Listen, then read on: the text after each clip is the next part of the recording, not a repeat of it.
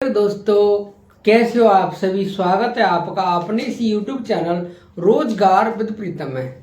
तो मेरे प्यारे दोस्तों, थंबनेल तो आपने देख ही लिया होगा।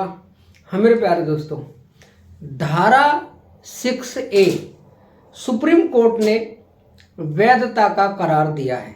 वैधता का करार का मतलब ये है कि इसका मुद्दा कब से है, कौन सी सन से जुड़ा हुआ है, यानी इसमें है क्या, इसके बारे में आज बिल्कुल हिंदी भाषा में जानकारी प्रदान करेंगे। तो मेरे प्यारे दोस्तों, हम सबसे पहले बात करेंगे नागरिकता संशोधन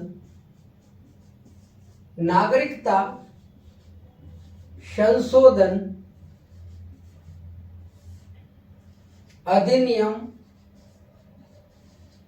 नागरिकता संशोधन अधिनियम 1955 की, यानी जो नागरिकता संशोधन अधिनियम 1955 है। इस नागरिकता संशोधन अधिनियम 1955 से पहले की बात यह है कि भाग 2 में नागरिकता के बारे में बताया गया है। इसमें जो आर्टिकल हैं वो 5 से लेकर के 11 तक है। यदि हम बात करेंगे 5 की, तो 5 में कहा गया है कि कौन होगा भारत का नागरिक, यानी आर्टिकल 5 में कहा गया है कौन होगा भारत का नागरिक। आर्टिकल 6 में कहा गया है पाकिस्तान से भारत आने वाले व्यक्तियों को कैसे नागरिकता प्रदान की जाएगी। आर्टिकल 7 में कहा गया है भारत से पाकिस्तान जाने वाले तथा पुनः पाकिस्तान से भारत आने वाले व्यक्तियों के लिए नागरिकता का प्रावधान है। यदि हम आर्टिकल 8 की कहें तो आर्टिकल 8 में भारतीय मूल के नागरिकों के बारे में जानकारी प्रदान करता है। यदि हम 9 की बात करें तो आर्टिकल 9 में लिखा हुआ है यदि कोई भारतीय नागरिक स्वेच्छा से किसी अन्य देश की नागरिकता ग्रहण कर लेता है तो ऐसे व्यक्ति की नागरिकता स्वतः ही समाप्त हो जाएगी। यदि हम बात 10 आर्टिकल की करें, आर्टिकल 10 में लिखा हुआ है कि व्यक्ति की नागरिकता कब तक बनी रहेगी यह संसद पर निर्भर करता है। यदि हम 11 की बात करें, आर्टिकल 11 में लिखा है नागरिकता संबंधी संशोधन करने की शक्ति संसद के पास है। यानी आर्टिकल 11 में क्या लिखा है, नागरिकता संबंधी संशोधन करने की शक्ति संसद के पास है। तो मेरे प्यारे दोस्तों, नागरिकता के संबंध में जब संशोधन करेगा तो कौन करेगा, संसद करेगी। तो संसद ने ही 1955 में एक अधिनियम बनाया और उस अधिनियम का नाम है नागरिकता संशोधन अधिनियम 1955। इस नागरिकता संबंधी अधिनियम में 2 प्रकार की बातें कही गई हैं। यदि हम उन 2 प्रकार की बातों के बारे में बात करें तो इसमें कहा गया है कि व्यक्ति 5 प्रकार से नागरिकता ग्रहण कर सकता है। 5 प्रकार से नागरिकता प्राप्त, यानी इसमें पहली बात यह लिखी है कि व्यक्ति 5 प्रकार से नागरिकता ग्रहण कर सकता है, जिसमें जन्म से, वंश से, पंजीकरण से, देशीकरण से और किसी देश के भूभाग अर्जित करने से। अगर हम बात करेंगे इस दूसरे नंबर पे लिखा हुआ है कि व्यक्ति की नागरिकता 3 प्रकार से छीनी जा सकती है, यानी 3 प्रकार से समाप्त की जा सकती है। यदि हम 3 प्रकार से समाप्त होने की बात करें तो पहले नंबर पे पर्यावसान से का मतलब यह है कि वो किसी अन्य देश की नागरिकता ग्रहण कर ले तो उसकी नागरिकता स्वतः ही समाप्त हो जाएगी, जो आर्टिकल 9 में बोल रखी है। और इसके बाद में बात करें दूसरे नंबर पे परित्याग करके, परित्याग का मतलब यह है कि वो व्यक्ति खुद ही अपनी नागरिकता त्याग दे। और तीसरा इसमें जो पॉइंट है उसमें लिखा हुआ है कि वंचित किए जाने पर। वंचित का मतलब है कि यदि शत्रु देश से युद्ध होते समय पे कोई व्यक्ति भारत की खुफिया जानकारी उस शत्रु देश से साझा करता है उस शत्रु देश की मदद करता है, उस शत्रु देश को बताता है, तो ऐसे व्यक्ति की नागरिकता, ऐसे व्यक्ति को नागरिकता से वंचित किया जा सकता है। तो नागरिकता यानी नागरिकता संशोधन अधिनियम 1955 में ये 5 प्रकार से नागरिकता ग्रहण करने का है और 3 प्रकार से नागरिकता समाप्त हो सकती है। अब इसमें भी संशोधन किया गया, इसमें संशोधन किया गया 1985 में। अब बात क्या है ये समझनी है। बात यह है कि बांग्लादेश से बहुत सारे घुसपैठिए असम में जाकर के शरण लेने लग गए। यानी बांग्लादेश में पाकिस्तान अत्याचार कर रहा था। यानी हम उस समय के बांग्लादेश की नहीं, हम उस समय के बांग्लादेश की कह रहे हैं जब वो खुद पाकिस्तान था। तो जो पश्चिमी पाकिस्तान के लोग हैं, पश्चिमी पाकिस्तान की सेनाएं, आर्मी है, वो पूर्वी पाकिस्तान में, जिसे वर्तमान में बांग्लादेश कहते हैं, वहां के नागरिकों पर अत्याचार करते थे। उसके मुसलमानों को मुसलमान नहीं मानते थे, क्योंकि पश्चिमी पाकिस्तान की जो भाषा थी वो उर्दू थी और पूर्वी पाकिस्तान की भाषा थी जो बांग्लादेशी थी। यानी दोनों की दोनों भाषाओं में मतभेद आपस में चल रहा था। तो पश्चिमी पाकिस्तान पूर्वी पाकिस्तान पर अत्याचार करता। तो उस पूर्वी पाकिस्तान में स्वतंत्रता की लड़ाई चल रही। स्वतंत्रता की लड़ाई के समय पे अपनी सुरक्षा, अपने बच्चों की सुरक्षा, अपनी आत्मरक्षा के लिए लोग खुद पूर्वी पाकिस्तान को छोड़कर उस भारत के पूर्वोत्तर राज्यों में जा करके घुस रहे थे, घुसपैठ कर रहे थे।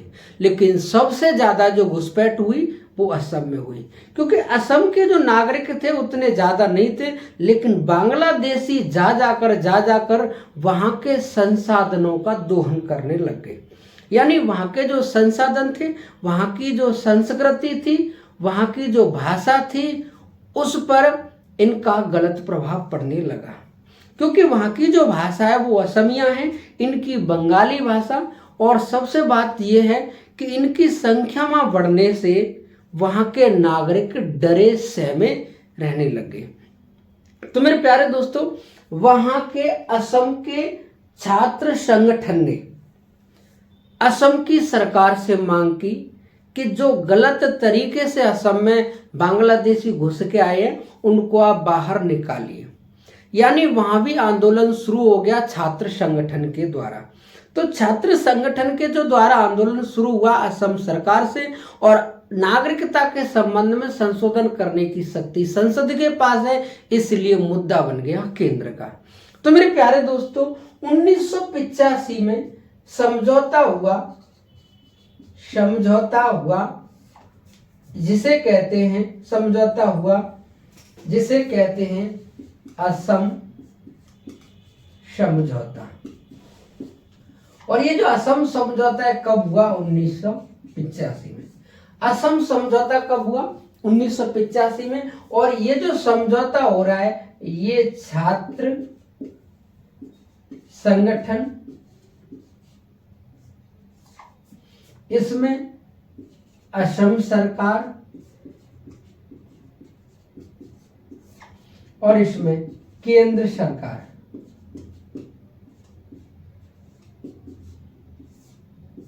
यानी इसमें 3 शामिल हैं। यानी छात्र संगठन, असम सरकार, केंद्र सरकार, इन तीनों के बीच में समझौता हुआ 1985 में। और 1985 में ही 1955 के अधिनियम में संशोधन करते हुए इस असम समझौता के बारे में यह कहा गया कि संशोधन किया 1985 में और एक नई धारा जोड़ी गई 6A। कौन सी धारा जोड़ी गई? 6A, धारा 6A। ये नई धारा जोड़ी गई और इस धारा में कहा गया है, यानी धारा 6A, यानी धारा 6A क्या है, जिसको सुप्रीम कोर्ट ने हाल ही में वैधता करार दिया है। मेरे प्यारे दोस्तों, इसमें है क्या, आप साधारण भाषा में समझिए। इसमें यह कहा गया है कि 1 जनवरी 1 जनवरी 1966, 1 जनवरी 1966 से पहले जो भी बांग्लादेशी भारत के असम में घुसा है, यानी 1 जनवरी 1966 से पहले कोई भी बांग्लादेशी असम में घुसपैठ के तरीके से घुसा है, अवैध तरीके से घुसा है, उसको भारत का नागरिक मान लिया जाएगा। क्या कहा है? 1 जनवरी 1966 से पहले जो भी बांग्लादेश से घुस के आया है भारत में, उसको भारत का नागरिक मान लिया, उसको भारत का नागरिक मान लिया जाएगा, लेकिन घुसा कहां पर है? असम में। फिर इसके बाद में यह कहा है कि 1 जनवरी 1966 से लेके 25 मार्च 1971, 25 मार्च 1971, 1 जनवरी 1966 के बाद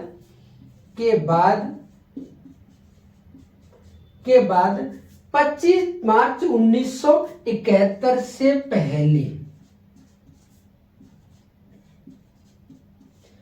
कोई भी बांग्लादेशी असम में घुसा है, उसको पंजीकरण से नागरिकता दी जाएगी।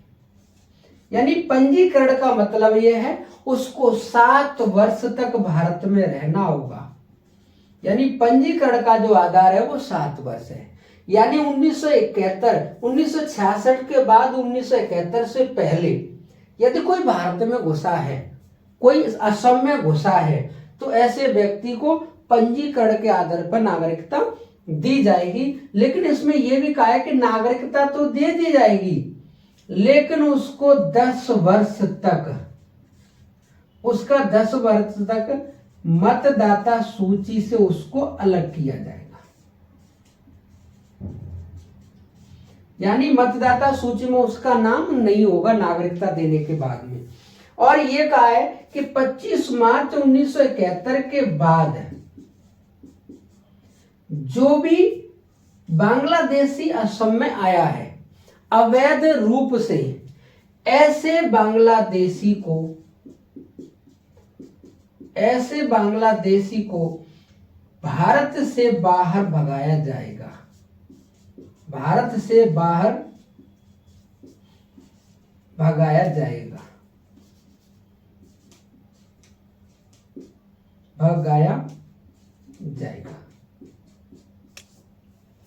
यानी बात ये आ रही है कि 1 जनवरी 1966 से पहले कोई भी बांग्लादेशी असम में घुस के आया है, उसको असम का नागरिक मान लिया जाएगा। ये किस में लिखा है? 6A में। 1 जनवरी 1966 के बाद 25 मार्च 1971 से पहले कोई बांग्लादेशी असम में आया है अवैध रूप से, तो ऐसे व्यक्ति को हम पंजीकरण से नागरिकता देंगे, और पंजीकरण से नागरिकता देने के बाद में उसको 10 वर्ष तक मतदाता सूची से अलग रखा जाएगा। यानी मतदाता सूची में उसका नाम अंकित नहीं किया जाएगा 10 वर्ष तक। फिर उसके बाद में कहा है कि 25 मार्च 1971 के बाद कोई भी बांग्लादेशी असम में घुसपैठ करके आया है, उसको वापस बांग्लादेश भेजा जाएगा।